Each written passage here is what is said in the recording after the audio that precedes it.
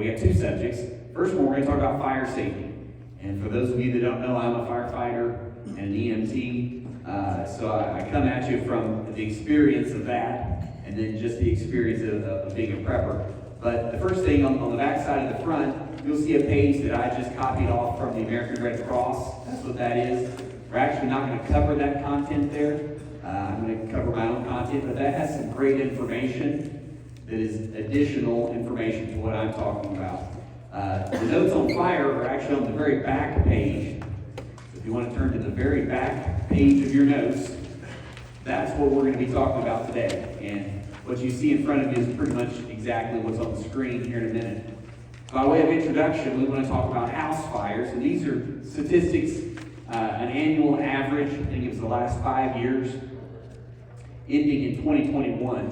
But of residential, so homes, house fires in the United States, there's an average of 335,000 house fires every year. That's a lot of house fires. And, I've responded to 2 house fires this week, and so they do happen. You got to keep that in mind. It could happen to you. I responded to house fires in places that were just, a homeless person wouldn't want to live in them. I mean, they were just bad. I've responded to house fires in what we would consider mansions. It happens on everything in between. So don't think just because your house is new or your house is really nice or whatever that you may be exempt from this. This type of stuff does happen. There were an average, again, 2,840 deaths in residential fires per year. I think of it's right before last month's meeting, so probably about 6 weeks ago, the 3 kids that died in the Marshfield area. Very, very sad situation. Most of those deaths, almost all of them, are preventable. Now, almost all the residential fires are preventable, and almost all the deaths are also preventable. We'll talk about that here more in just a second. In addition to the deaths, there were 11,400 injuries from house fires, and $8.8 billion in losses. So most of that hopefully is covered by insurance, but still it's never a fun thing to go through a house fire. Like the country or the state? That's the country. So again, just re-emphasizing these points, almost all building fires are preventable. There's a specific cause that if someone would have been paying attention, someone would understand fire prevention, they could have prevented the fire. Almost all of them. Okay? The next thing is, even more so, virtually all fire-related deaths are preventable. So not only is the fire itself preventable, but the death that occurred as a consequence of that, those are also almost all preventable. So let's talk about, again, just kind of going down your notes there. The first thing we want to talk about is fire prevention. And the first place to start with that is with the construction of your house. Now, most of you are like, well, I'm not building a house, except for Alan. I'm not building a house right now. Well, maybe at some point in time you're going to remodel a house. Something to keep in mind as I'm remodeling my house, I've tried to implement some of these things into my remodel and to help make my house less likely to burn. The first is a home sprinkler system. How many of you have a home sprinkler system? A roof leaks. Your roof leaks. Okay, there you go. That's it. As long as it's leaking during the fire, right? Home sprinkler systems are surprisingly inexpensive if you do so during new construction. Okay? They are probably going to average, in most cases now, $2 to $3 a square foot. Now, when a new house, what's a new house cost to build now, Alan? You're building one? A bunch. What, I'm thinking 150 a square foot? I don't know. It obviously depends on a huge wide range, but $150 a square foot to build a new house. For $2 to $3 additional per square foot, you can have a sprinkler system that'll go off in whatever room you have a fire in. To me, if I were building a new house, that's pretty good. And you get a deep discount on your fire insurance, by the way, from your insurance company if you have a home sprinkler system. If you have the option, metal studs rather than wood studs. Why? They don't burn as easy. They don't burn. They melt sometimes, but they don't burn. Apply enough oxygen and they'll burn. Yeah, well, Or jet fuel. you're going to have to get a really, really hot fire for a metal stud to burn. Really hot fire. So in normal home house fires, a steel stud is not going to burn. It might eventually melt, but it is much preferable to a wood stud. So there's that. A flame-resistant spray on all things that are wood. So I buy it in 5-gallon buckets. It's about $200 for a 5-gallon bucket. You can do about a 500-gallon bucket approximately for every 1,000 square feet of your house when you're building it. And you can paint it on. I use a pump-up sprayer. You know what I'm talking about? Just a 2-gallon pump-up sprayer, and you just spray it on.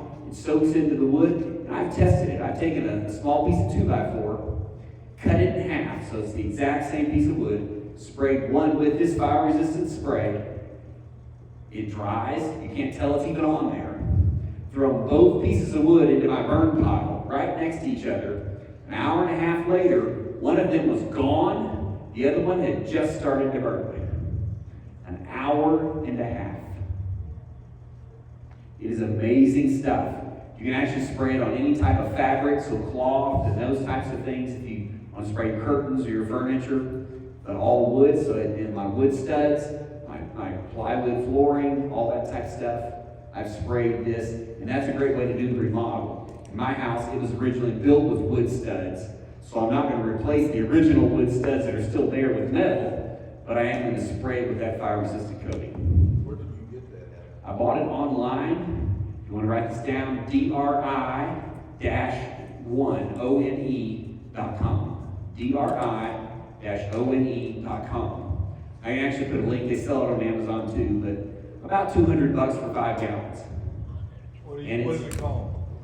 Dry One, DRI-ONE. What mechanism does it use to retard flame propagation? I don't know. There's another engineer that asked that question. But Yeah. is any of that toxic? I mean, is the off-gassing of the stuff, even when if it's not being used, you're spraying chemicals on everything that you're living in? I don't know the Is answer there to any that. off-gassing that you have to be concerned? Is there anything that doesn't cause cancer? I do not know the answer to that. You can look up, there's actually several different brands of it, do your own research, but I'll tell you this, the stuff is out there, it's reasonably priced, it is super easy to put on, it's the consistency of water. So it sprays really easy. There's probably an MSDS sheet for it. I guarantee you there is. What's the coverage, let's say a 5-gallon? For me, I can get, like I said, about 1,000 square foot house spraying the studs and the subfloor with it. So, say my whole house, I'm going to use about 3 of them. So, okay. Absolutely recommend a metal roof. Metal roofs are going to be a lifesaver if you have an outside fire, you have a natural cover fire, you have a forest fire around you, some outside is burning, your metal roof is absolutely the way to go. The metal doesn't burn like asphalt shingles will. Asphalt is just petroleum, it's just a fuel, and it's going to burn. The metal roof is not going to burn, it's also not going to let the fire into the house from the outside. Also recommend, again, a fireproof or fire-resistant exterior, which would be what? Brick Brick, or masonry. block, rock, those types of things, absolutely recommended. So as opposed to vinyl siding, which melts, it actually melts first is what it does. But vinyl siding is the other most common thing. A metal siding would actually be another fire-resistant exterior. So you want something that's fire-resistant, not something that's going to melt or burn. Questions on building construction? Okay. Also, if you're looking to buy a house that's already built, if you can have some of these features, that's certainly a plus. Home maintenance. My other past profession is I've been a licensed home inspector. And never have I inspected a house, never Never, never, never have I inspected a house that I didn't find things that could potentially cause fires. Okay? And so I highly recommend, I'm not in that business anymore, so don't call me, but I highly recommend you get, if you're a homeowner, even if you rent, if you want to put the money into it from a rental, have a home inspector come out, depending on who you get, it's $300 to $500, depends on how big your house is, and they will crawl in the crawl space, they will crawl in the attic, they will get on the roof, they will inspect your entire house and let you know about fire hazards, other things. Again, virtually without exception, I've always found something, even really nice homes. My mom lives in a virtually brand new home, and one of my first home inspections was her house. She's like, there's nothing wrong with my house. Well, in the basement, or in the crawl space, her condensation line from her HVAC unit had become disconnected. Okay? And she was dripping water in her crawl space and growing mold.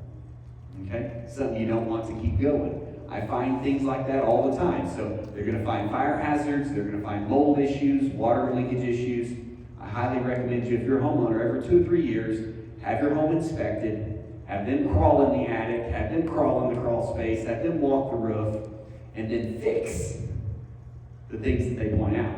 You will actually, in the long run, you will save money, because all these problems, if they're left to continue to get worse, they just get worse and they get more expensive to fix. So fix them, nip them in the bud, and I highly recommend that. Just general good housekeeping and maintenance.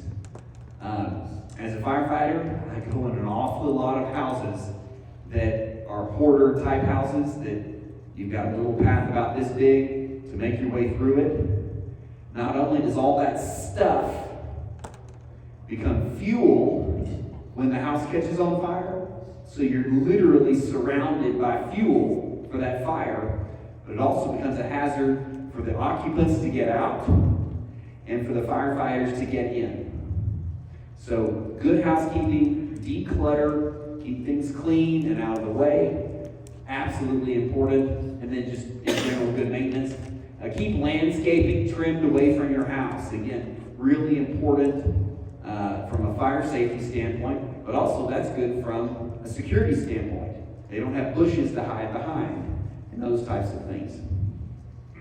Have your chimney and flue cleaned and inspected annually. Probably the biggest thing as far as number of calls, is flue fires.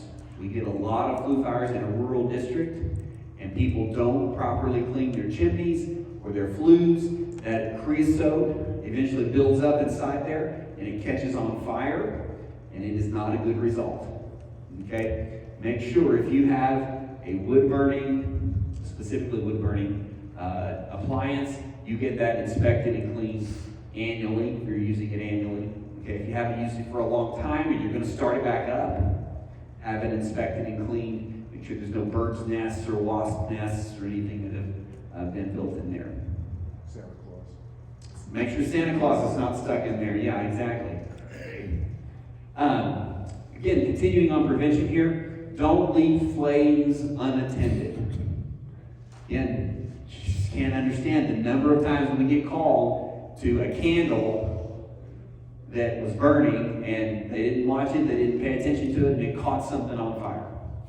Or a cooking, they were cooking something on the stove and they left to the room and it caught on fire. Those type of things. So don't leave unattended flames. Unless they're intended to be left unattended, like a wood stove that has doors that close and those types of things. Proper use of electrical cords. The number one cause nationally of house fires is electrical issues. Again, another reason for a home inspection. Can't tell you the number of improper electrical connections that I find in people's attics. The homeowner before you who was not a good electrician, he wasn't an electrician at all, and he wasn't good at playing with it either, makes bad connections in the attic, that put them in a box, didn't secure them right, didn't use the wire nuts right, whatever, and it's just an open connection in the attic, and causes problems. So, but electrical cords in particular, plug things into the properly sized cords, not too much plugged in, don't use long cords, all those types of things. Proper use of space heaters. really coming off on that with this cold weather. People bring out the space heaters and they use them on there and sleep in bed at night, and they want it closer to the bed so they can stay warm. But what do? They get too close and it catches things on fire, or the curtains next to it, or the carpet, or all kinds of things. So make sure you properly use your space heaters. I used to have lots of problems with space heaters that would fall over. A pet would trip them over, a kid would make them fall over. Now, if you have a modern space heater, all of them should have tip over type things that make them at least turn off. They're still hot when they fall over, so they can still cause a fire, but at least they will turn off when they fall over it. So that's a big improvement that we've had. If you have really old space heaters, they may not have that function. And also keep in mind that just because it turns off when it falls over, doesn't mean it's not going to cause a fire. It's still very hot. Caleb? Caleb's under the fire advisor. Second to last fire that I was on was because they had 3 space heaters plugged in a close area, and it caught something on fire there. So Yeah. they don't know whether it was electrical or when tipped over, but all we know is when we went in, the source of the fire was directly next to 3 space heaters. 3 space heaters. Okay, so very careful with that stuff. Very nice house, probably a $400,000 house. They had no logical reason to have 3 space heaters there probably, but very nice house, not cluttered, none of this special stuff, but 3 space heaters, burn their whole house down. Yeah, very important. Detection. So we've talked about preventing the fire. Well, let's move forward to if the fire happens. So detection is extremely important, particularly with 2 aspects. One is life safety. Okay? Most people who die in a house fire by far die because they had no smoke detectors to alert them. And most cases, they die of smoke inhalation before they even wake up. Okay? So it's really, really important that you get the alert to save your own life. The other thing is, the sooner you know it's on fire, the sooner you can put it out or call 911 to have somebody else put it out. So you're saving your life and you're saving your property by being alerted to it. Okay? So smoke detector. What is the most common reasons why people don't have smoke detectors? We took the battery out because it wouldn't stop beeping. Yeah. It's the cry wolf or annoyance idea is that thing keeps beeping at me and I'm sick of it. Well, it's beeping at you because why? The batteries are going down, so you don't need to just take the batteries out and leave them out. You need to put new batteries in it. What's another reason why we get false alarms? You're in the wrong place. Put it in the wrong place. Like the kitchen, yeah, you are filling in the blanks here. You don't need a smoke detector in the kitchen, okay? Especially if you have someone in the house that likes to burn things, okay? You need one. Where are we supposed to have fire or smoke detectors? Hallways outside of bedrooms, in bedrooms, and on every level. That's the newest recommendations. Hallways, near bedrooms, in each bedroom, and make sure you have at least one on every level of your house. That's the newest recommendations. Notice, I did not say in the kitchen. And the reason is, yes, there's a lot of fires that happen in the kitchen, but there's so many false alarms that people end up getting mad at them, and they end up disconnecting them or throwing them away, and so it defeats the purpose. So don't have one in your kitchen. It's not recommended any longer. Okay? Make sure you're checking it monthly. We'll talk about that here. Test monthly. Okay? And then make sure you're changing the batteries. I like to do every 6 months, you do it at time change approximately. So when you change your clocks, you change the batteries in your smoke detectors. Okay? Some of them nowadays, the most common ones you can get have the 10-year batteries in them. And those are great. If you know you got a 10-year battery, at the end of 10 years, it will start beeping. You need to replace the whole unit, not just the battery. Okay? Carbon monoxide detectors. Really, really, really important, especially if you have anything in your house that burns gas or wood. If you have an all electric house, your heat is electric, your stove is electric, everything is electric.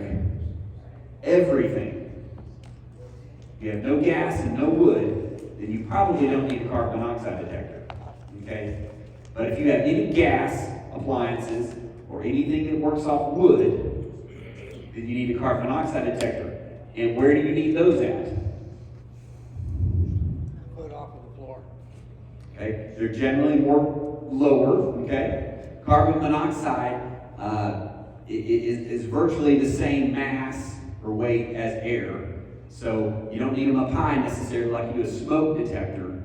Smoke detectors always go up high. Carbon monoxide detectors can go low. A lot of times they plug into an outlet sometimes.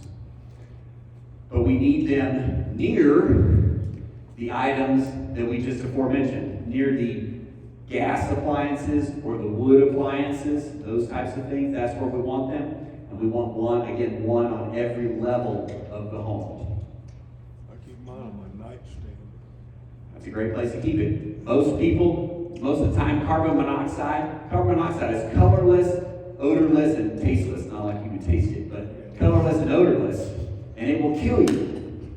Okay? And so most people who die of carbon monoxide poisoning die in their sleep.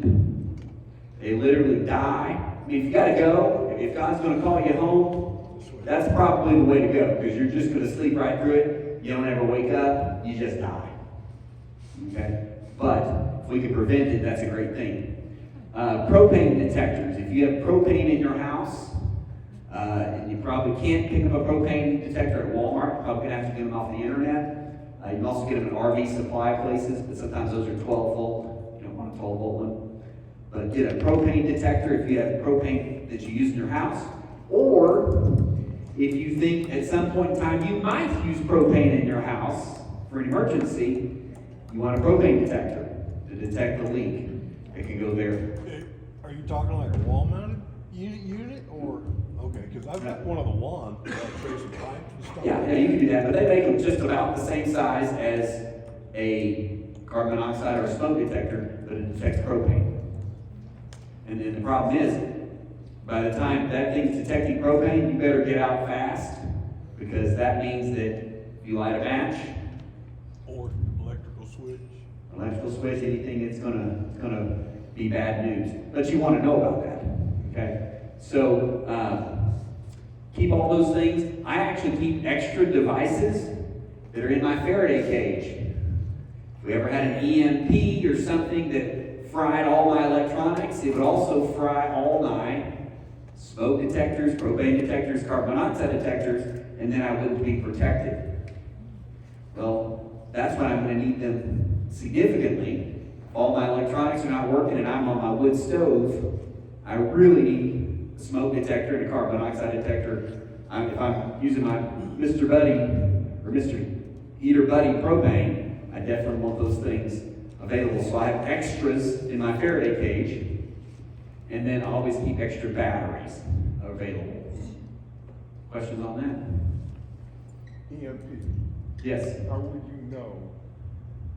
Let's say you weren't on your phone, you weren't on your laptop or computer or anything like that, and you were just, going about your business during the day, maybe out in the yard doing some. You theoretically wouldn't know if you weren't around anything electrical.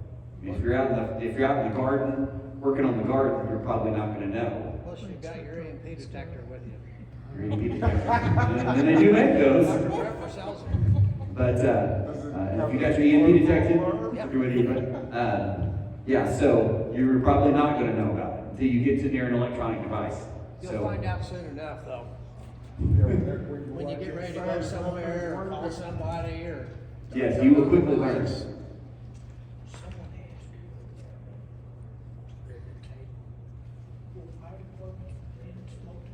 Yes. So, yes, fire departments, all fire departments that I'm aware of, if you call them, they will put in smoke detectors for you for free. Even at 2 a.m. in the morning when yours is beeping and you don't know what's going on, they will come and they will resolve the issue. We'd rather not do it at 2 a.m. We'd much rather do it at 2 p.m. in the afternoon. But if you call 911, and you tell them non-emergency, you want the fire department to come out and put smoke detectors in, they will do that free of charge. American Red Cross provides them to the fire department in most cases, and the firefighters come out and actually will install them for you. Can you just get them to install yourself? Through American Red Cross, I believe we can. Yeah, so there is no reason any house should be without a smoke detector. You literally can get them free, you can get them installed for free, and they should be in every single house. When you move into a new house, make sure it has them. There's where the home inspector comes in. The home inspector will tell you whether it has them and whether they're working, whether they're properly placed and those types of things. But you need one. Absolutely no excuses for that. On those programs where they install them for free, they only give you the battery operated ones. So if you have wired ones, they do not give you those ones for They free. do not give you hardwired ones. But the hardwired ones are much better, and I recommend you buy your own because then they go off in the entire house at the same time versus just the one that sits the. Yeah, so that's a good point. Caleb, again, being a firefighter also, is where there's two types of smoke detectors. There's the hardwired, okay, and then just the only battery. Both of them, by the way, have batteries. Both have batteries. Both will need to replace the batteries. But the hardwired ones, they're wired to each other, and when one goes off, it sets all of them off in the whole house. Which is a little annoying sometimes when the kitchen fire goes off. You know, when the meatloaf is overdone. However, in the case of a real fire, that is very helpful because someone who's on a different level of the house with the door closed, maybe hard of hearing, they may not hear the one that's going off near the fire, but if they're hardwired together, then they'll hopefully have one going off actually in their bedroom. And they are a little more expensive to get the hardwired ones, and they do have to be installed generally by an electrician. But they are definitely worth it, so that's a good point there, Caleb. Low-tech thing that some people used to do a long time ago was to put firecrackers at the bottom hem of their drapes. Okay. I mean, if they go off, and You know something, there's a problem. but it still might get you out of the house alive. Well, like I said, a low tech, especially if it all hits the fan and you don't have any smoke detectors, putting small firecrackers in the hem of your curtains, or maybe around the edge of your bed or something. If the firecracker goes off, you know, something ignited that. So yeah, it could absolutely save your life. That's great, I never heard that. Small fires, if you actually have a small fire, we recommend two things if you think you can get it out. If you don't want to get it out, you don't even want to try it, then absolutely get out. But these fire blankets, which are relatively inexpensive, if you don't look at how much a fire blanket is, I don't know. This is 1 meter by 1 meter, so about 3 feet by 3 feet when it comes out. But these just hangs on the wall with these little straps here. And when you need it, you just come up and yank at the straps. The blanket comes out, and you literally just put it on top of the fire, and it smothers the fire. These are absolutely excellent for kitchen fires, on your stove. And the easiest thing sometimes on a stove fire, if you got a pot that's on fire, $10. Okay, $10, cheap. Okay, $10, fire blanket. But a stove fire is just to move the lid. You know, get a hot pad on and move the lid on top of a pot. That will smother it. That's the easiest way if you have a lid handy. I keep one of these in my kitchen in an accessible location where I know where it's at. It's actually on the inside of a cabinet door, opposite the stove. So the stove's over here, got an island here. On the top of that, it's inside there. I can back away from the stove, open the cabinet door, pull this out, throw it on top of my fire. Okay? This is much preferable in a kitchen fire to a fire extinguisher. Why? No cleanup. No cleanup. You have not cleaned up a fire extinguisher mess? It is horrible. The fine powder is everywhere. It's horrible. So I recommend these. I have both in my kitchen, but I recommend these as your first usage. And they'll work on any type of fire that they can cover completely. Okay? Fire extinguisher. Let's talk about that again. Highly recommend that. Highly recommend you have extra for after SHTF. If it ever happens and we're at a world without 911 and the fire department's not coming And if you're gonna save it, you gotta do it yourself. Multiple fire extinguishers are a great start, particularly for small fires. If you catch the fire early, how do you catch the fire early? Smoke detector. You catch it early, then you're more likely to be able to put it out with something like this. Alan? Can you still get CO2 fire extinguishers? You can get CO2 fire extinguishers. They're more expensive, but they're definitely effective, and there's no mess to clean up with the CO2 fire extinguisher. These are the most common. These are ABC dry chemical fire extinguishers. Usually they're red. This is a little bit older one that's a different color. But a couple of things you want to worry about them. You need to check them monthly. Okay? These dry chemicals specifically. First thing you check is the gauge. Make sure the gauge indicates that it is still properly filled. In this particular one, there's 195 psi of pressure in here that pushes that dry chemical out. So make sure it's properly pressurized.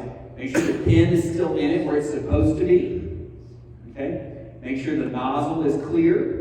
Spiders, those types of things tend to build nests inside the nozzle, so make sure the nozzle's clear. And then probably the most important thing is to take that fire extinguisher, turn it upside down, take a rubber, not metal, hammer, a rubber mallet, and hit the bottom of it. The reason is that dry chemical that's in there tends to settle to the bottom as it's being stored, and it compacts and compacts and compacts harder and harder. And if you don't turn it upside down and beat the bottom, that will eventually turn to a rock. And when you go to use that fire extinguisher, the only thing that comes out is the gas propellant, not the powder agent that actually puts out the fire.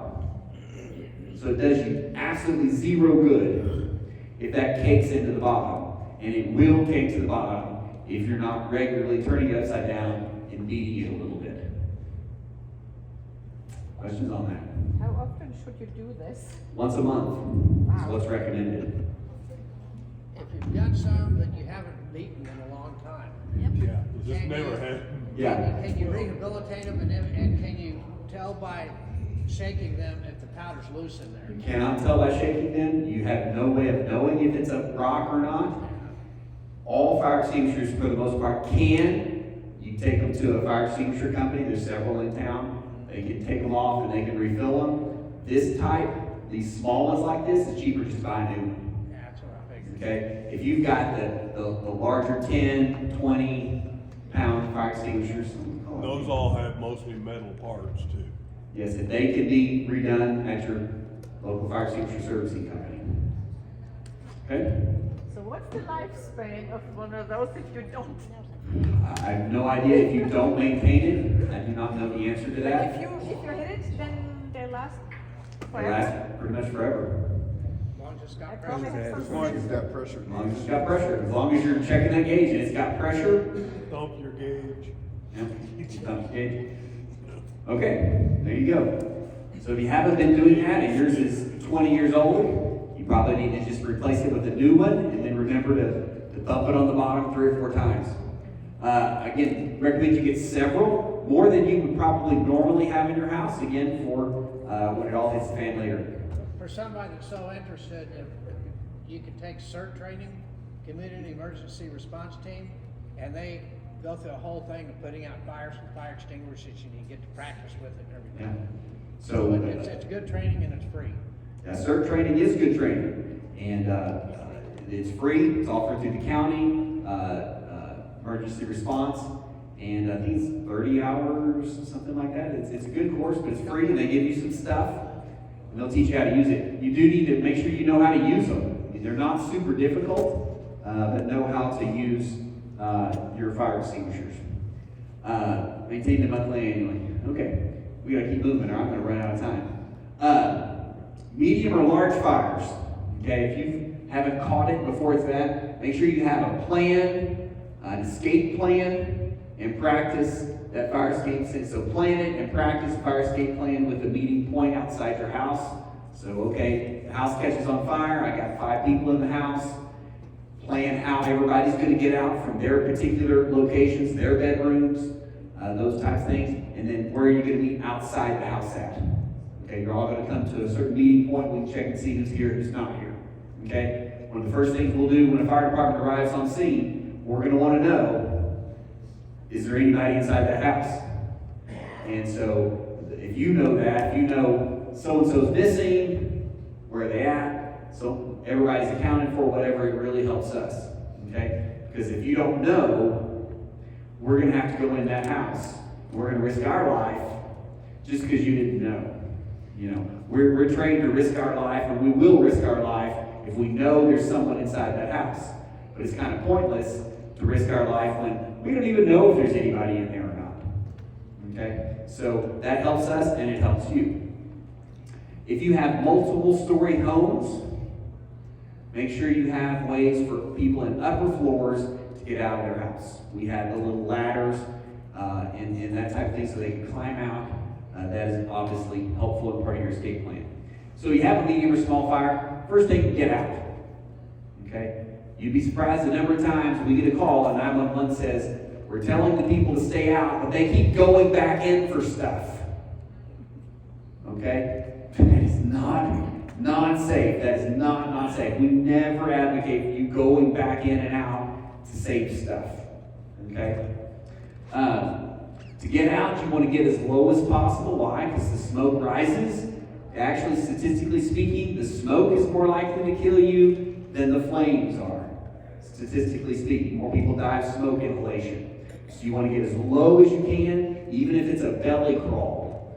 Okay? There will, in most cases, there will be at least a few inches of breathable air at the very floor. But get on your hands and knees. Whatever you need to do, get as low as you possibly can. If possible, cover your mouth and nose with a wet cloth. Okay? It helps you in a number of ways. The gases that you would be breathing are so hot that if you breathe them in, they will actually burn your airway and your lungs. So putting a wet cloth keeps some of that stuff out, as well as it cools it down as it's coming in. That's the purpose there. If you have the opportunity to, on your way out, close all the doors and windows.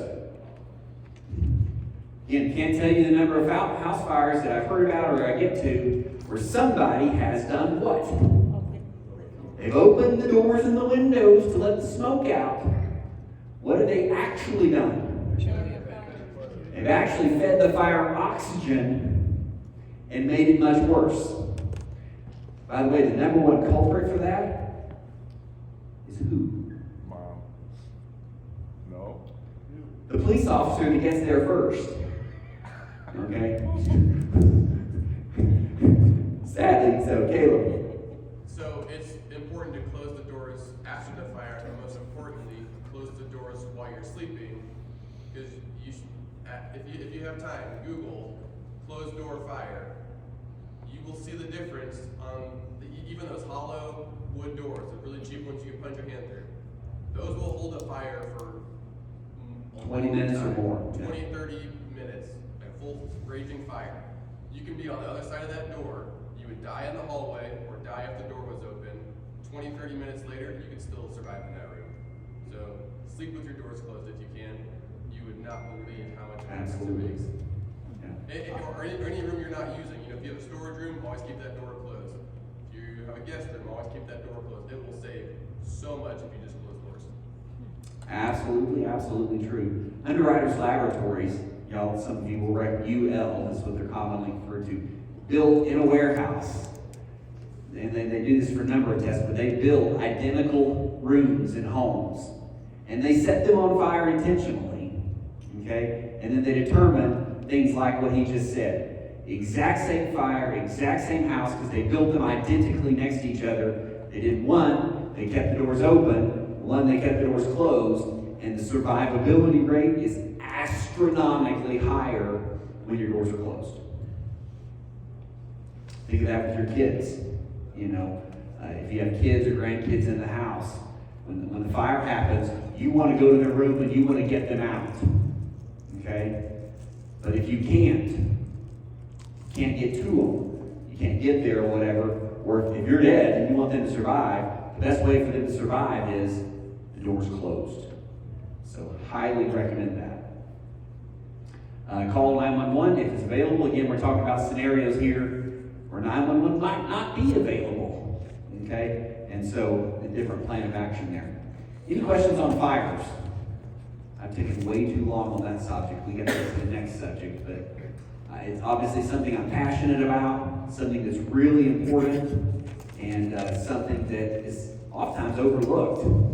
Hopefully you've made some notes and some things that you can do to improve your likelihood to survive a fire. So real quickly, I'm going to change PowerPoint presentations, and I'll be right back.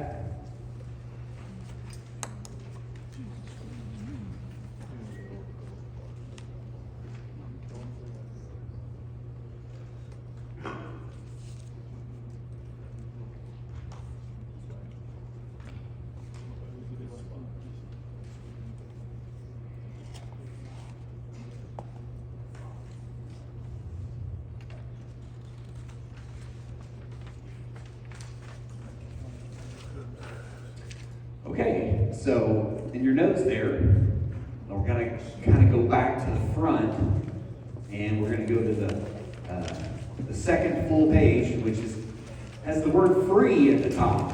Everybody likes that word. One of the absolute most searched for words on the internet is free. Free. Everybody wants it free.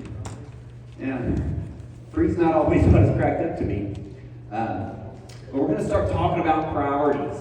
And I developed this course off of something I learned at Bug Out Camp in North Carolina. Someone taught it to me, and I really, really liked it. They used a really nice circle chart, kind of a pie chart almost kind of a thing with progressions. Almost looked more like a dartboard. You kind of went out like this. And really, really, really good. And I could not recreate that the way I wanted to, so you don't get a fancy circle chart, you get a little table here. That's what you get from me. But I really like that, but I love the content of the course. So we're going to talk about, it kind of answers the questions for you specifically, because everybody in here is different. You're at a different stage. Some are brand new beginning in prepping, some have been prepping for decades. Where are you at, and what do you need to do? So where do you start? For those of you that are brand new, we're going to talk about that. What is next? What area of preparedness do I need to work on? So as we go through here, hopefully, did everybody get a pen, or do you have a pen? If you don't have a pen, Dwayne will bring you one. Anybody not have something to write with? One? Okay, I got one here, Dwayne. Because what I want you to do, I want you to circle and check things, and I'm going to tell you kind of the key here, okay? As we go through this and we talk about this, you determine, being honest with yourself, where are you at? If you've got that taken care of, put a check mark. Done. I've got this taken care of. If it is something you still need to do, the next step in your preparedness journey, put a circle around it. Then you can go home and go, this is what I need to work on next. Okay? As you're going to find as we go through this, I didn't get super specific. Okay? When we talk about water, we'll get specific about water. When we talk about electrical, we'll get specific on electrical and different things. But for tonight, we got to cover all these many topics. So we're not going to get real specific. We're going to kind of stay general. But it should give you an idea of where you are at and where you need to go next.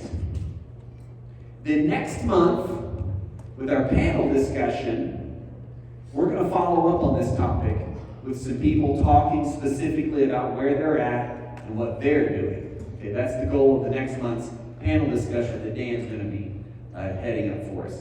By the way, if you would like to be on that panel discussion, are you still looking for a couple people? Okay, if you would like to be part of the panel discussion, actually be on the hot spot, see Dan. Okay, so be prepared to mark your screen or mark your paper.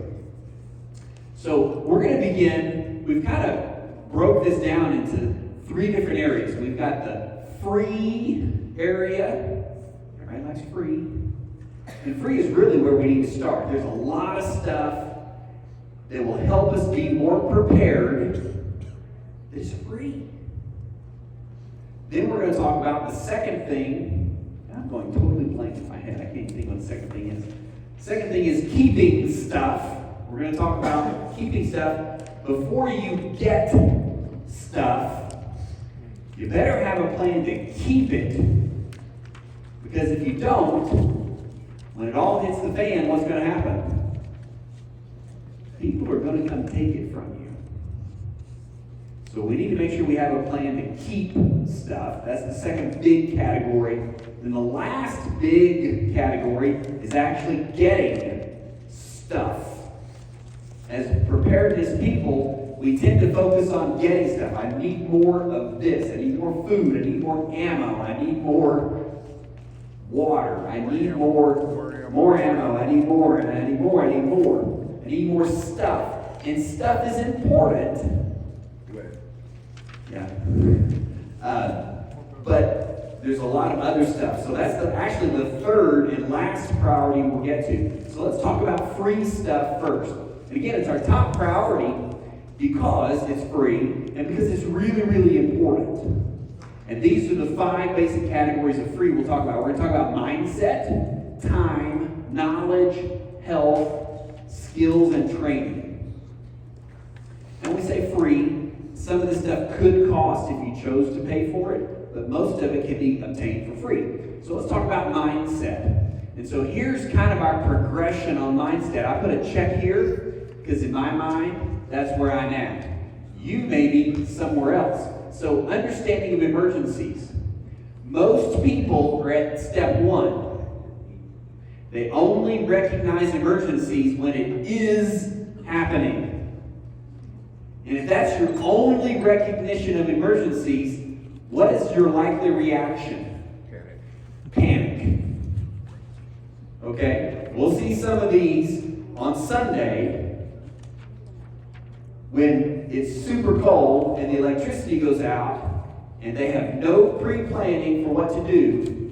And what do? They recognize it is happening to me and I have no planning for it. Therefore, luckily, they panic, or depending on the situation, or did you say it? They die, okay? So, that's the basic level. Hopefully, you are not at that level. Hopefully, if you came to this meeting tonight, you are beyond my understanding of emergencies is, I know when it's happening and that's it. The next level, after it's happening, is it can happen, but it's not really likely to ever happen. Any type of emergency. It can happen. I could have a flat tire. I could have a car accident. I could have an electrical outage. And I realize that, but I'm not going to take it seriously. The next level is an understanding that it does happen. Okay? That's a pretty good place to be at, but it's actually even better to understand that sometime in my life, emergencies will happen. And if we have the mindset and we truly understand that emergencies will happen. Now, an EMP, it might not happen. Nuclear war might not happen. But some type of an emergency in our life is going to happen. It will happen. And when we understand that, we have a proper preparedness mindset that we want to be prepared when those things do happen. We're all on the same page there. Hopefully, you guys are at least in one of these categories of mindset. Okay? Put a check mark next to where you're at. Be honest. Doesn't do anybody any good to lie about it. Okay? I think a lot depends on the type of emergency. For instance, most everybody would accept that flat tires happen and they could have a flat tire, but the amount of resources that you devote to preparing for that contingency might be pretty minimal. Yeah. Whereas there's an awful lot of people that, an EMP isn't going to happen in my lifetime, so don't worry about it. Sure. And it absolutely does. Like I said, some things are probably not going to happen. Everything on my list of prepared emergencies is not going to happen in my lifetime. But some of them will. And we need to take that a step further. If we recognize it, I recognize that I might have a flat tire, but I've never checked my spare. I've never checked to make sure I have a jack. I don't know how to change the tire. I don't have AAA to help me out. If we know it, but we don't do anything about it, are we really any better off? Very, very minimally, maybe. We got to do something. Did you have your hand up? Yeah, you covered it. It's just gonna say, do you check your spare tire to Yeah. make sure it's actually? You got to do something about these things. Absolutely. Yeah, when you air your other four tires, nobody ever thinks about that spare. And then when it comes time to use it, Whoops. 2 minutes. Okay, mindset is the next thing. So mark yourself here. Where are you at? Mindset, and it's your level of motivation. So most people, they don't care. Probably because they're here and they haven't even realized that something could happen. They haven't thought about it. So they don't really care. And they don't want to prep. I should say don't in there somewhere. I don't want to prep. The government will take care of me. Government, won't they? I mean, come on. The next step is I am learning to prep. Some of you are probably in this category. You're here, you're learning about it, but you haven't actually started to do anything about it. I'm glad you're here. I'm glad you're learning, but we got to get you to the next step. The next step is I'm beginning to prep. So I'm learning about it, and I'm beginning to do something about it. Okay? Next, hopefully this is where I'm at, and I hope many of you are here. I'm regularly actually doing something to make myself more prepared. And it's that action. I encourage you to do something every month. Buy something, learn something, prepare yourself in some way every month. Okay? You're regularly preparing. And it doesn't have to be buying something, it could be training, it could be practicing your training, it could be learning a skill, it could be those types of things, but you need to be doing something regularly. So where are you at? Mark a check mark, or make a circle. Check mark is, I got it taken care of. Circle is, I need to do this. Next, again, free, it's how we regulate with others.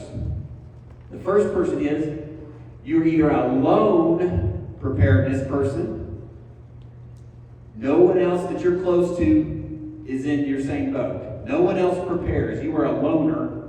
Or you're in a situation where you have to ask permission from the others in your household to prep because they're not on the same page.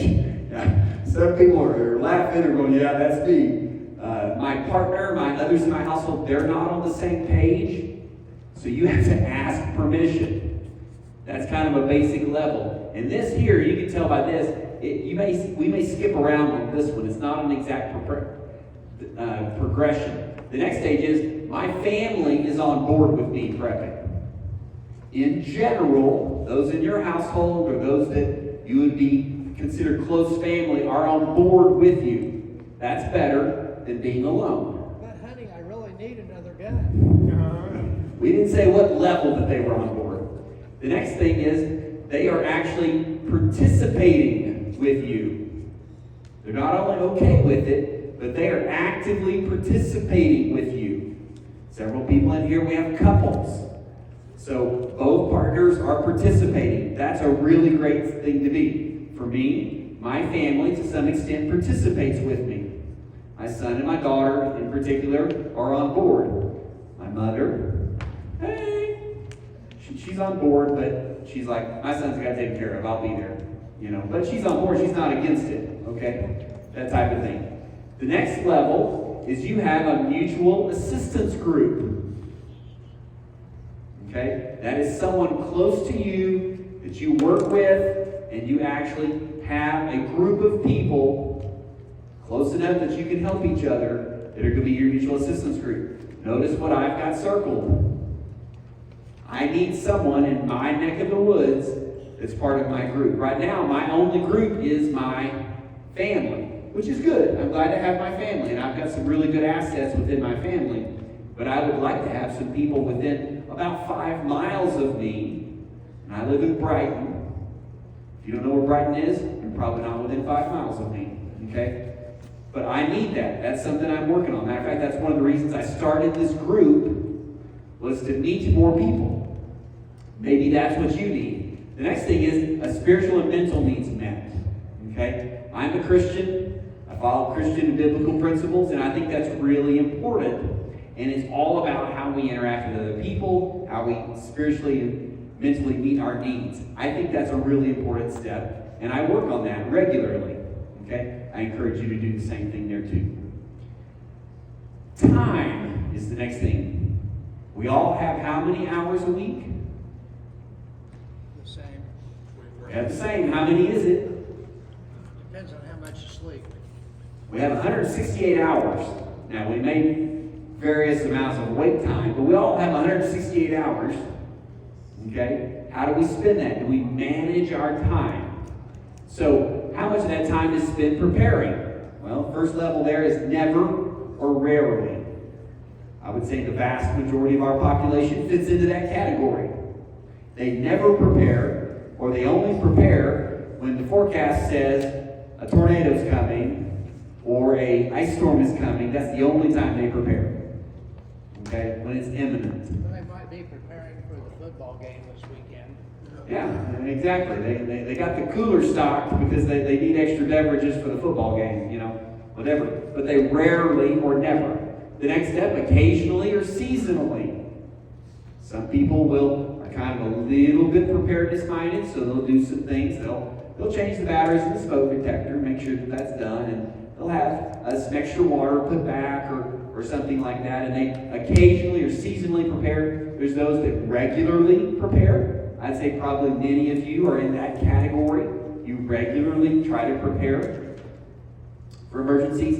But then, so the final one there, where preparedness is top of mind, something you're regularly, constantly almost thinking about, and you do it as a lifestyle. And a hobby. And a hobby. Yeah, there you go. So hopefully you're to that point, but honestly, most of you are probably in one of these standpoints. Okay? But be honest, where are you at? Trying to get to the next level. So the next thing, free knowledge. Okay? Knowledge is really, really, really important. And it's an often overlooked aspect. Again, we as preppers focus on stuff, and we forget about knowledge. But knowledge is really important. Especially important at a point in time where there may not be an internet to look it up. Okay?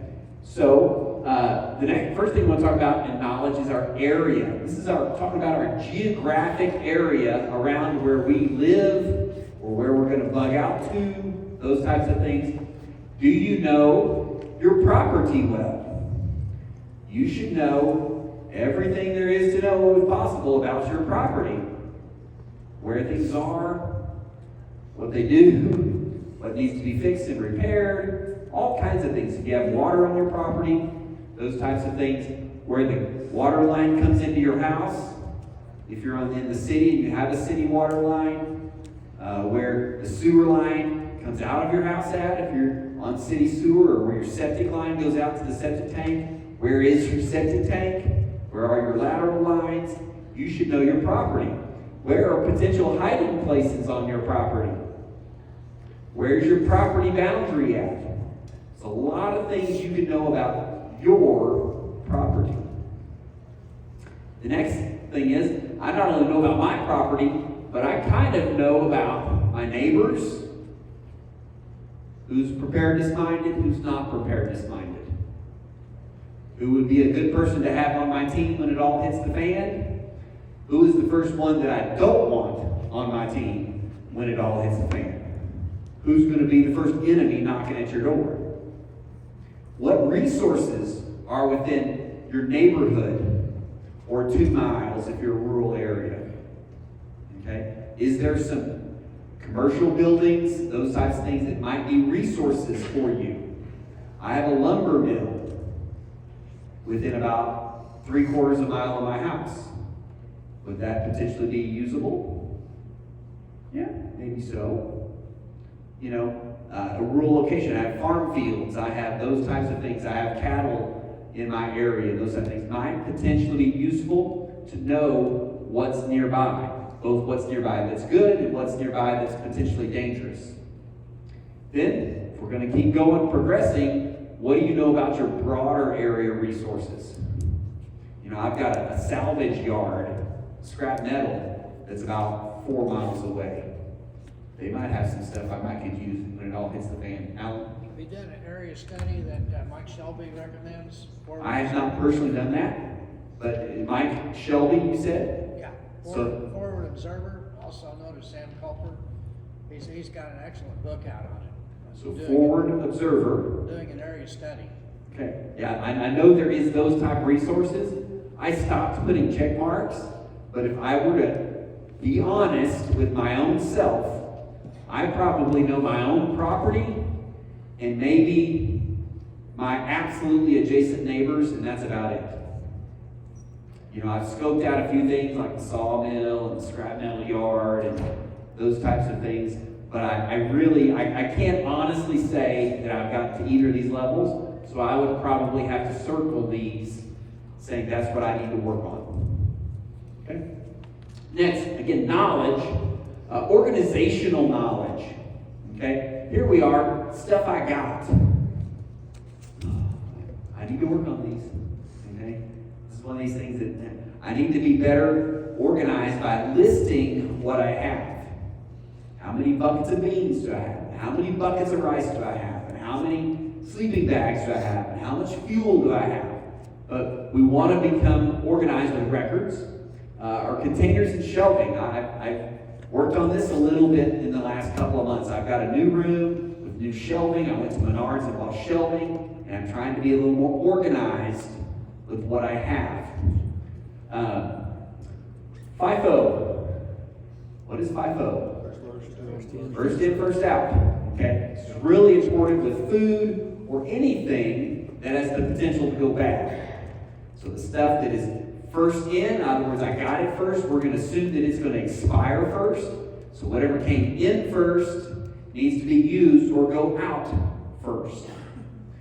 FIFO requires you to be organized.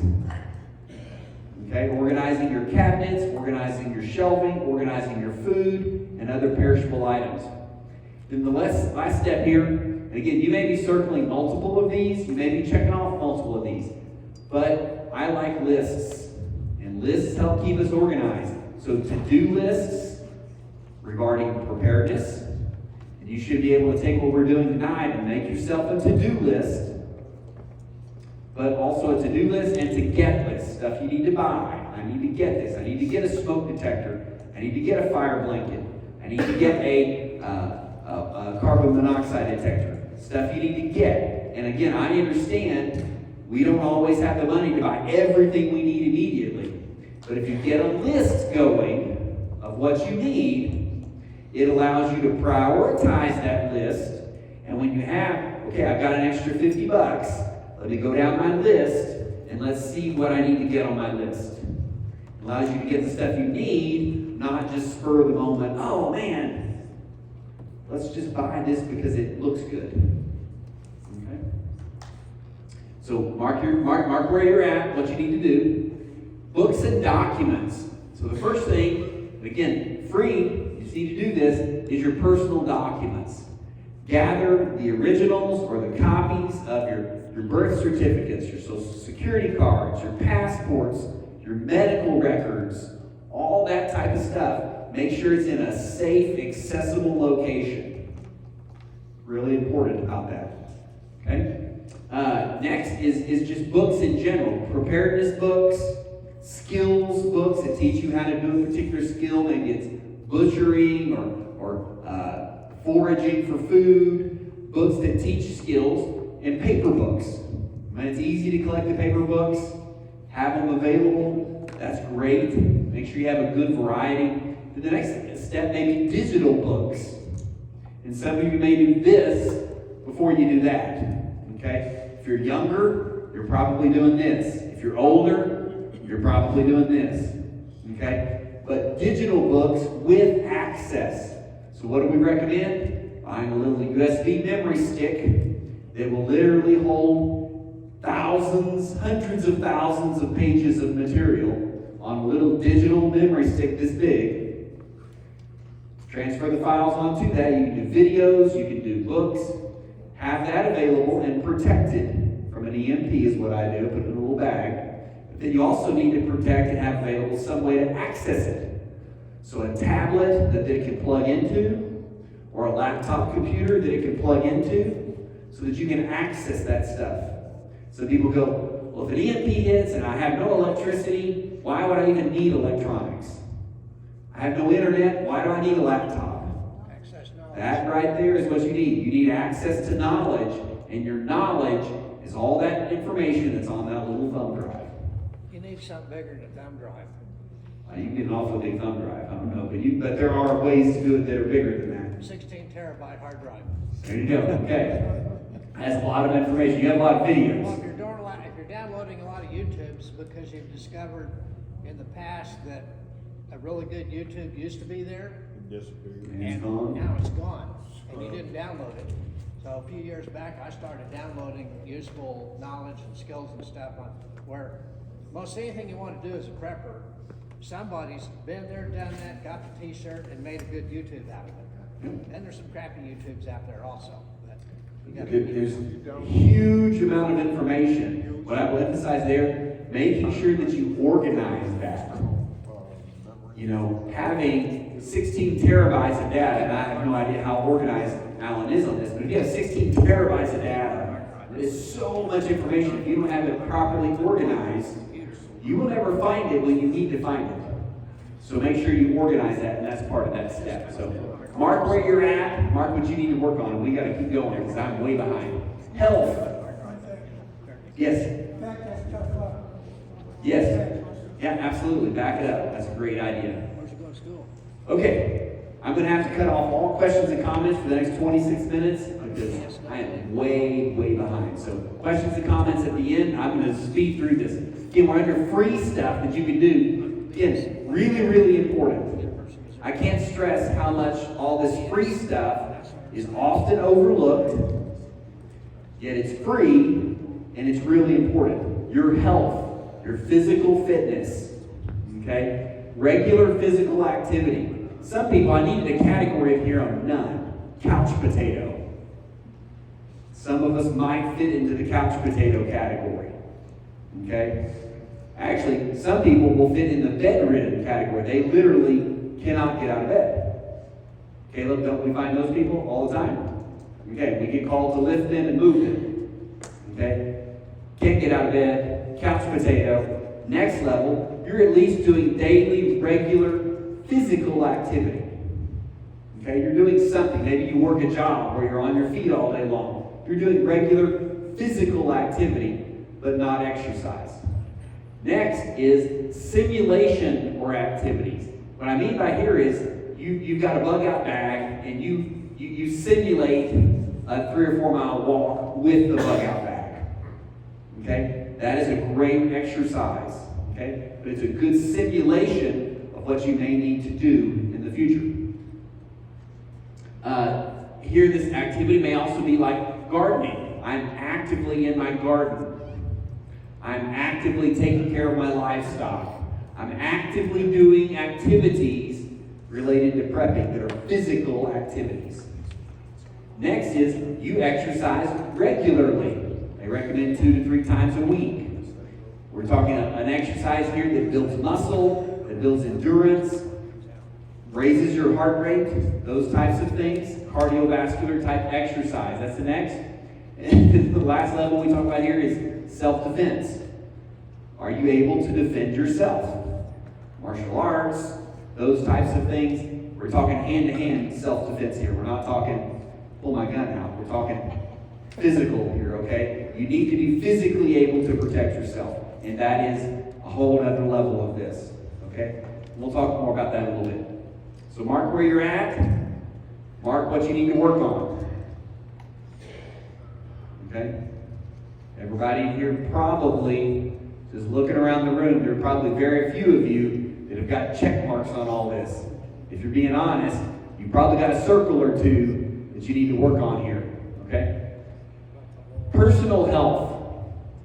We're talking about medical conditions and those types of things. If you're like me, take some pills. You have to go to the doctor for a couple of things. As we get older, that tends to be more predominant, okay? So, personal health, a level above this is your health conditions are not under control. That's not even on here. That would be even worse. But the next person open here is your health conditions are under control as long as you take the pills. What happens when your pills are not available? You got a problem. Okay? And obviously we recommend there's ways to stock up on some medications that you can't live without and that type of thing. But keeping your medical conditions under control with medications, under control with diet is even better. A lot of medical conditions, if we were honest, could be controlled if we would really watch what we eat. Okay? So that's better than under control with medications. They're under control with diet.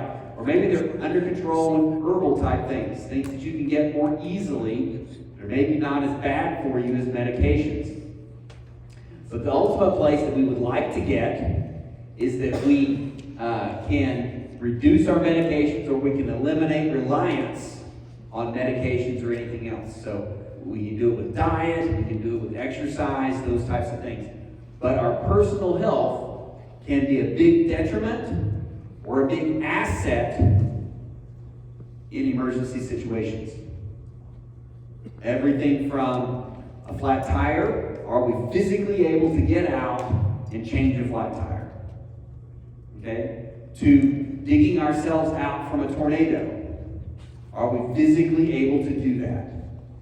Are we physically able to bug out with a backpack?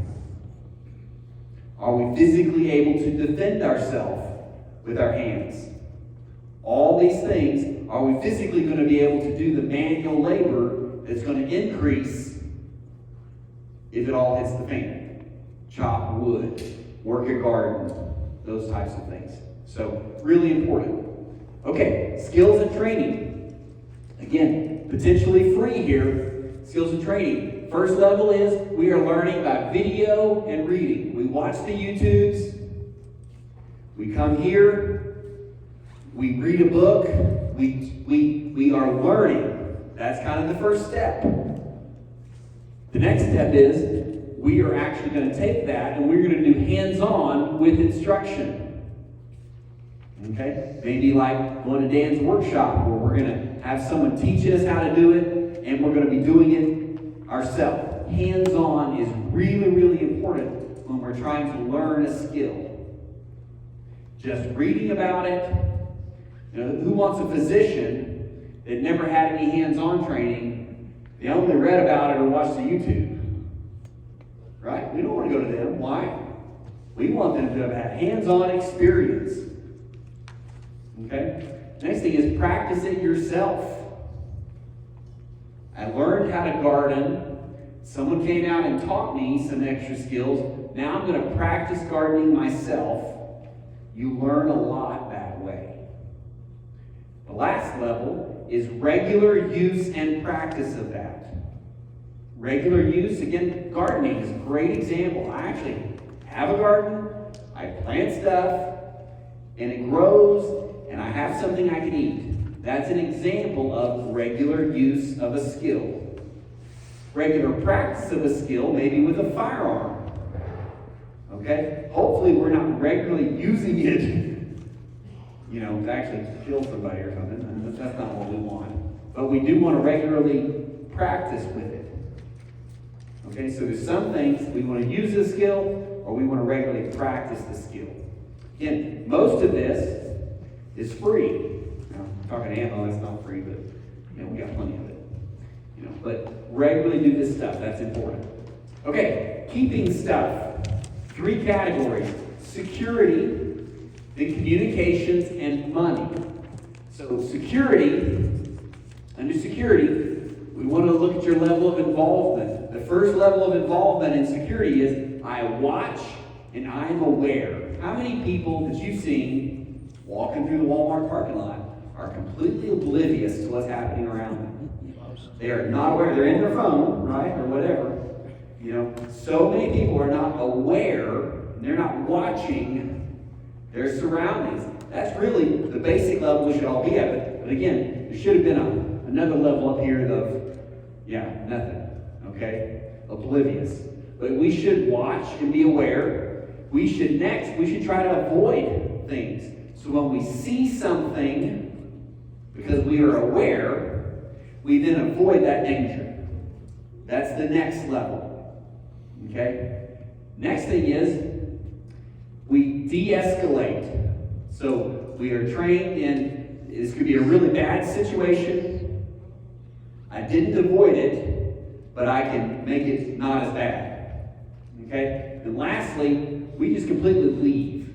Okay? And avoiding indicates that we kind of got close to it, but then we were able to avoid it. Leaving is, I saw it from a long distance off, and I'm going the other direction. Okay? Most of the time, when we're talking security things, the absolute best thing is we've seen it, and we have gone the other direction. The best way to survive a physical confrontation is to avoid the confrontation. Don't be there. Don't be there. I'm not there. Okay? Next, security. Talking about our home or property security. Again, where are you at? What are your skills? Locks, doors, and windows. So the physical area, almost everybody has a lock on their door. They lock their windows. They close their windows. They lock their doors. You can refortify that, make it better. That's kind of the first step. Next is an interior defense. Interior defense, the most common interior defense is, a gun, or maybe a ball, a baseball bat behind the door, something like that. You have a way to, if someone were to get past this, you've got some way to defend yourself. Pepper spray, yeah, that's good. The next thing is even better, is a perimeter where you are notified or you can observe them. Before they ever get to your house, I can see them, I know they're there, and I can then begin to avoid or react or de-escalate those type things because I see them before they ever get there. That's even better. The best thing here is you choose a location that offers deterrence. For example, if you currently live in the city, in a neighborhood, okay, you may not have the best location. Maybe you can't move, and I understand that. But if you can move to a rural location, you're much less likely to need these things. That's better, okay? But it's best would be if you have an ideal location, rural, defendable, that type of thing, and you have a good perimeter, and you have interior defense, and you have good locks, doors, and windows, and those type of things. You've got good dogs. Got good dogs, whatever, okay? There's lots of aspects of that, and we're not going to go into all the details here, but ideally, you want to keep moving down that list and get better and better. Next, handling threats.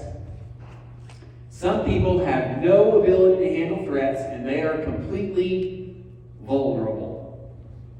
Much of our population is this way. The next step is you can handle one-on-one individual threats. I can handle myself if one other person comes up and is a physical confrontation. Maybe I've learned martial arts, maybe I've got pepper spray, maybe I've taken a self-defense class of some type, maybe I've got a firearm. You've got something that you can handle a one-on-one confrontation. That's the next step. The next step is you can handle a confrontation with multiple attackers, a small group type situation. If 2 or 3 or 4 people come at me, I'm going to be able to defend myself. Now, in most cases, very, very, very, very few people with just their hands, unless you're Chuck Norris or Jackie Chan, are you going to be able to defend yourself against multiple attackers at a close range.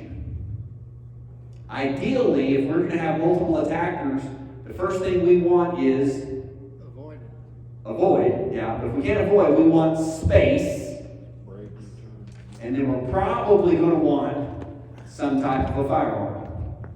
Okay? Very few people can eliminate multiple attackers with anything less than a firearm. Claymores. Okay, a landmine, a grenade, okay, yes. Some of those things. But it takes a different level of skill and definitely up in our game here. The last area of security is we can defend ourselves against a gang or a large group.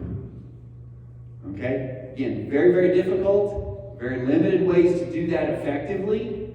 The best way to do that is to disengage and leave. Okay? But in some situations we can't do that, and so we need to learn how to do that. Where are you at on this? Right now, where are you at? What would you be able to protect yourself against? Where are you at? What do you need to work on? Okay, communications. Communications, communications are, why do we put it under keeping stuff? Communications is part of keeping stuff because it is our source of information about what's going on, and it's our way to summon help. Okay? That's why it's under keeping stuff. So we have two different types of communication. We have dependent. It's dependent upon the grid or modern conveniences, radio towers, the internet, and that type of stuff. It's dependent, or we have stuff that is independent. Okay? Independent types of communications, we have the internet, an email, video chat, the internet in general. A cell phone is dependent communications. It's dependent on the fact that there's a cell phone tower that I can communicate with, and that cell phone tower is connected to the other cell phone towers around the country. Satellite phone, again, a little more advanced in what it can do, but it's going to cost more money. Okay? So that's optional. Independent, and by the way, many of these could also be dependent, okay? But independent communications, walkie-talkies, and we're talking the cheap walkie-talkies that you buy at Walmart or whatever. If you're lucky, you get a 1 to 2 miles on them. And again, that depends on the terrain, it depends on a lot of different things. We're talking just the cheap walkie-talkies. The next step up from that, again, you can get these at Walmart, are ones that operate off GMRS. Technically, you're supposed to have a type of license with those. Most people don't. Most people just pick them up at Walmart and they just use them straight out of the package.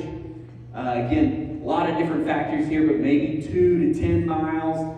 10 miles is going to be under absolutely ideal locations like mountain peak to mountain peak with nothing in between. But you kind of get that. Basic ham type stuff, ham radio, and you're going to have a license for that. Maybe 2 to 25 miles, depending on your equipment. If you have a mobile radio and those types of things, then advanced ham radio type stuff, you get very long ranges. I mean, there's people that talk to each other around the globe, bouncing radio signals off the atmosphere. I'm not there. I don't really know how to do that. Alan could talk to you about it. Maybe some of you others are part of that. But that is capable. But there's a lot of money and a lot of skill to get to this level. Okay? One of the most common questions we have on Facebook and that type of thing, and I'm looking at different prepper groups, is my son's at college and he's 100 miles away, and when it all hits the fan, tell me which radio I need to talk to him. That's not really a feasible question. Okay? To be able to talk to someone 100 miles away on a radio, and what they're wanting, they're wanting a handheld walkie-talkie. I'll take one for $25. I'll give one for $25 to my son, and we'll talk to each other 100 miles away. The sat phones might work. Yeah, but not a radio. Yeah, if the satellite's pumped. But independent of a satellite, you're not going to get that. Okay, and so we talk about communications in here. If you have specific questions on that, see Alan. Alan, raise your hand. Alan's our communications expert. Talk to him. Money. Money is in keeping it. The goal here, we talk about two things: getting money and keeping money for our preps. Getting money First thing, I teach personal finance classes and that type of thing. If you need more money, what do? Sell something. That's the quickest and easiest way. Get on Facebook Marketplace, get on Craigslist, sell something that you don't really need. Most of us have a bunch of junk around that we don't really need. Okay? Maybe the next step of getting more money is to hustle. What I mean by that is more hours at your current job, if you offer that, or get an extra job. Working 2 jobs, a full-time job and a part-time job or something, get more money. Next step may be getting a better job or getting an education that allows you to get a better job. Okay? And the last thing may be to start a business where you are self-employed and you can really earn a better income. Keeping money. Okay? This is really, in my opinion, more important than this. Most of us just mismanage what we have. It's not that we don't make enough, it's that we mismanage what we have. So most people are at the no plan. If I got it, I spend it. Okay? That's a great way to end up hugely in debt or bankrupt. Next thing is to get a budget or to do without some things that are optional. Okay? Get a budget, do without. Next thing is to find free things. Again, in the preparedness mindset, there's a lot of stuff you can get for free. If you're on Facebook Marketplace, it's amazing how people will just give away free stuff because they don't want to deal with it. They just want it gone. And you can actually get it and use it for your preparedness. Find free stuff. Again, just wise spending. I do a lot of shopping at thrift stores. My mother taught me all that. Okay, she loves thrift stores. You find stuff a lot cheaper, but some wise spending. Find stuff when they're on sale. It's a good thing about having the to-do list of things I need to get. If you have an active to-do list, I've got 2 pages of stuff I want to get. Well, time when you get it with when it's on sale, or when you can find it at a thrift store, or when you can find it for free on Facebook Marketplace. There's a lot of things you can do there to help you get money. Okay, get stuff. I've got 6 minutes to do like 10 slides. Okay, so we're going to talk about all these things really, really fast. And this is really kind of self-explanatory, but we need shelter. Shelter being a temporary shelter. If you're bugging out or something like that. None, you only got the clothes on your back. You have no plan for temporary shelter. You have the skills to use what's nearby. Maybe you can build a shelter out of tree branches or those types of things. You can build your own more sophisticated shelter. You can build your own cabin. You can build something that's long-term. Or you can have access to tents or tarps for various different weather locations for temporary shelter. Where we really want to be is in long-term. So long-term, we have these people here that are urban or suburban. They have a residence, but they are completely unprepared. 95% of our country is in this category. They live either urban or suburban, and they are unprepared. Next is, you are urban or you're suburban, you have a residence, but you are preparing. That's a big step above this. Okay? Next step out is, you are rural, or you have a bug out that's rural, but you are still not really prepared. The best place we want to be is, we are rural, or we have a bug out that's rural, and we are prepared also. It's kind of the progression of shelter. Where are you at? Everybody should be able to circle one of these. And where do you want to get to? Or you should be able to check it where you're at and circle where you want to get to. Shelter continued. Heat and fire. A lot of people have no emergency plan for heat or fire. None. If electricity goes out, they're going to die if it's bad enough. Some people have matches, lighters, or fire starters, so they can start some type of a fire. They can keep warm. Next thing is they have a propane heater with fuel, maybe. Okay? And again, propane heat is great, but the fuel, in most cases, is always going to be limited. That's why, in my opinion, the next best thing is for heat or fire, you have a wood stove or a wood-burning fireplace with the fuel, i.e. wood. much more likely, especially in a rural location around here, to be able to find wood almost continuously for forever. You may not always be able to find propane that way. Electricity or lighting, again, people who have no plan at all. People who have batteries, flashlights, or candles. They have a very minimal preparedness. Okay? Most of these people, by the way, the batteries are going to be dead, and the candles are going to be so few they don't do much. Okay? But the next step is maybe a generator with fuel. And again, I would prefer something with dual fuel that includes propane. Why is propane the better fuel than gas or diesel? Doesn't go bad. It doesn't go bad. Okay? Why is propane better than natural gas? Propane's easy to get, it's portable, and it doesn't rely on the city providing it to you. If you're on natural gas, somewhere there's a pump at a plant that's pumping it to you, and eventually that's going to go down. Okay? Probably the granddaddy here, the best thing, in my opinion, is if you have a solar system that provides your energy needs, and you have that EMP protected. Going to continue to have that. Solar is better because it's quiet. It doesn't run out, except maybe overnight. You know, if you have batteries, you store it. But it's continuously replenishable. Okay, water. We need to obtain water. It may be stored. We may have a collection system. We may have a stream, river, or lake.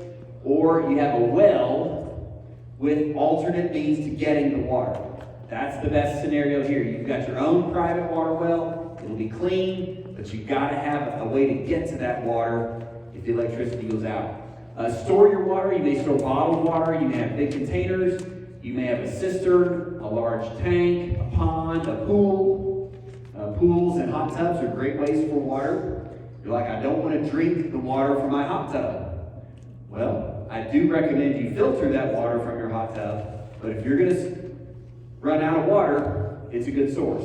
Maybe you have some type of what I would call an unlimited source, which is typically a well with an alternate means of getting to it.